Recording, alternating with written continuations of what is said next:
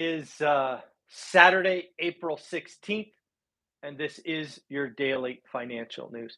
Folks, this daily financial news show is a daily financial news show. So that means you will get the quick 12 to 15 minutes on Saturday and Sunday and Monday.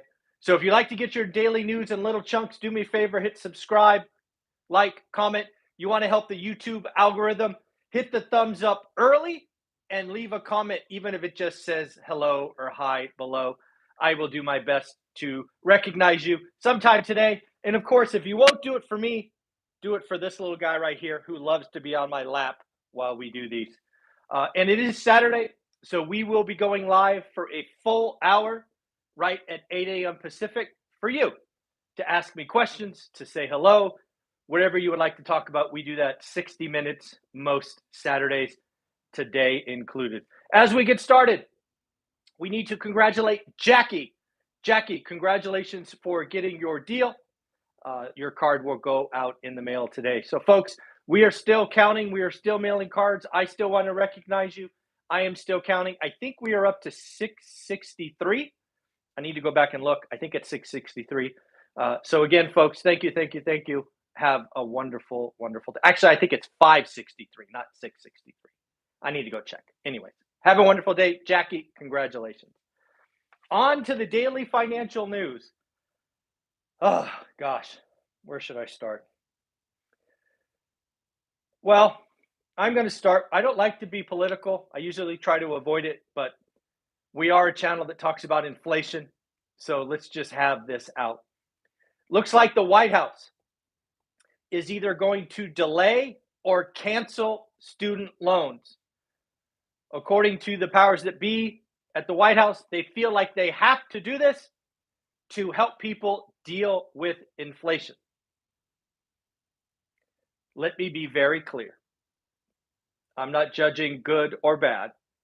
What I'm going to tell you is canceling student loans doesn't fight inflation. It creates inflation. Canceling student loans will create inflation. The average student loan payment today is $393. Do you think that the average consumer out there today is going to suddenly take that $393 and instead of pay their student loans, save it? No, they are going to spend it. Giving money, canceling expenses, all create inflation. I do not know what is hard to understand about this. If you're going to cancel student loans because you think it is a system fraught with greed and errors and blah, blah, blah, fine. But don't tell me you're going to cancel student loans because you want to help inflation. That's just dumb. Dumb. Stop. I hate the fact that the powers that be think we are stupid.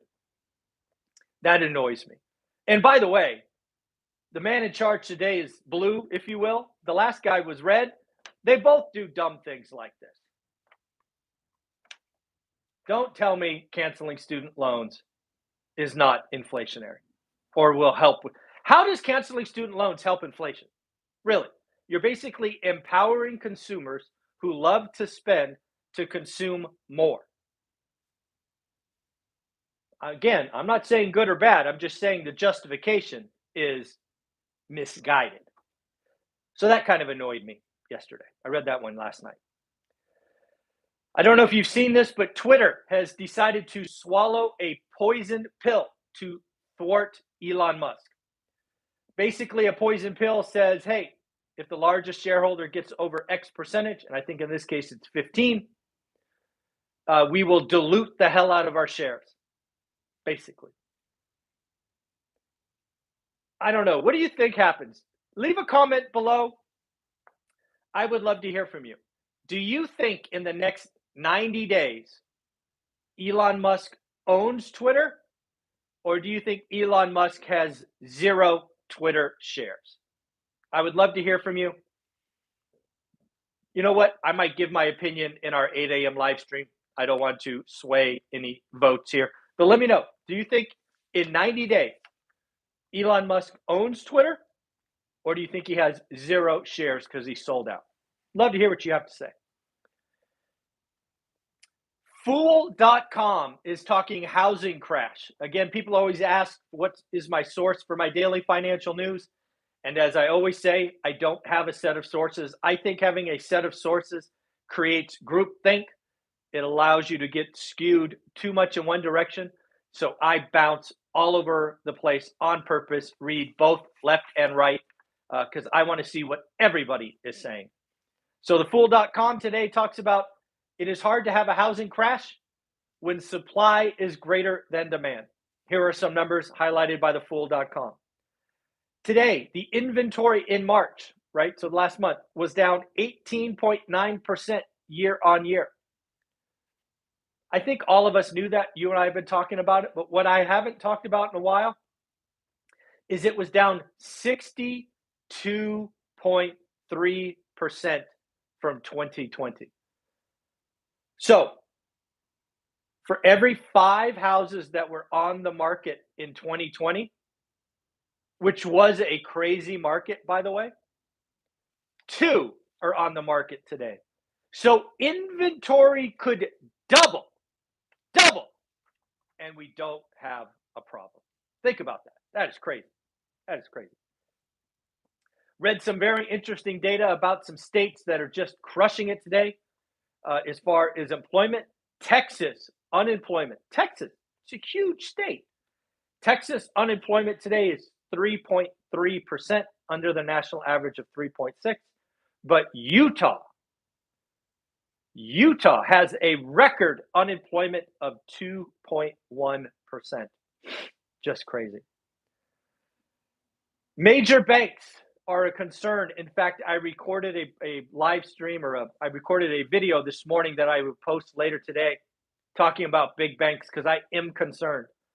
Big banks like Wells Fargo, Citigroup, JP Morgan, Bank of America, all of them are going to suffer mortgage demand drop like Wells Fargo at 33%. My concern, banks usually make money in a rising rate environment. It's generally very good for them. What we have seen in the last 4 months, 200 basis point move, is not good for them. So I think this plus on the one side for higher rates, minus on loan destruction, might be net negative. So the answer to that and why I am concerned is, will they get creative and create products that ultimately start blowing up a bubble with bad loans? I certainly hope not, but it's something we must watch out for. Invitation Homes. Invitation Homes is a REIT, if you don't know. It is a stock that I looked into the other day. And reason is because they have rental homes, single-family homes like you and I. Why is Invitation Homes an inflation hedge, right? I use inflation to get rich. That's what that shirt says. Ask me how. Invitation Homes is an inflation hedge because high demand, low supply. We've talked about that. Invitation Homes is an inflation hedge because, generally speaking, leases are 1 year, unlike commercial, which is 10 to 15 years. As rents go up across the country, a 1-year lease allows the operator to adjust more frequently. And then finally, they are diversified. Different cities, different buying vehicles, things of that nature. So again, single family or residential rentals are the way to use inflation to get rich. Restaurants. You thought restaurants were bad during the peak of COVID where they had to eat outside. Never been a worse time to run a restaurant than today. They have inflation in everything. They have a tough time hiring employees everywhere. Now they have customers cutting back, and they have suppliers who are delivering partial orders. Can you imagine running a restaurant? I suspect there will be lots of restaurants that just give up in the next 6 to 9 months. Dave Ramsey. I am I am a Dave Ramsey fan for the average American. I am not a Dave Ramsey fan for real estate investors. That said, Dave Ramsey talked about something yesterday which I agree with. Dave Ramsey said dropping a bomb on your financial life by buying too big a home and stretching to the maximum is not a good idea. And I agree. I think there are too many people skating right up to the edge of what they can be approved for. And that's not a long-term, usually doesn't work out long-term. So don't set yourself up for that. Folks, there is a house in South Pasadena that was listed for 1.3 million. The listing agent purposely listed it lower than they thought it would get to create a bidding war. This is nuts. So this house listed in South Pasadena, it was owned by an 80-year-old who bought it in 1983 for $155,000. After his kids moved out, he used it as a rental. So again, bought for $155,000 in 1983, listed at $1.3 million. Roughly 40 years. Wow, 40 years. Did I ever tell you that time in market is better than timing the market? I'm just saying. But here we go. The agent lists a house that's maybe worth 1.5 for 1.3. Bidding war starts. They get 28 offers in a weekend. 8 of those offers are $2 million cash. Winning bid, $2.5 million. I don't know what to say. $1.2 million over list price is bananas. Bananas. And it closed. It's not like this went into escrow and backed out. This house has closed. That seller who bought it for $155,000 in 1983 just sold for $2.5 million. Wow. 30-year mortgage rate is now up 200 basis points for the most qualified owner occupants. It was 3.04 1 year ago today. It is now 5.02%, almost 200 basis points. To be specific, 198 basis points. Crazy. Just crazy. Redfin home buyer demand. Redfin has highlighted that demand has fallen 3% in the last 4 weeks. And folks, that is before the last 100 basis point move in mortgages. Demand is coming down. Higher rates, demand destruction, and oh, by the way, supply destruction, as I've highlighted many, many times. And then lastly, my big concern, financial institutions are going to suffer loan demand collapses. Will they lay off people? Probably. Will they create new products? Probably. Will they create products that ultimately are not good and bad, like teaser loans? Oh, I hope not. But this is something you and I must watch. This could be something that blows up a bubble that ends badly. We are not there today, but it is something we must watch. At the end of the day, have a wonderful day. It is Saturday, April 16th. Like, subscribe, comment, and I will see you in about 15 minutes for 60 minutes of live Q&A. Bye-bye.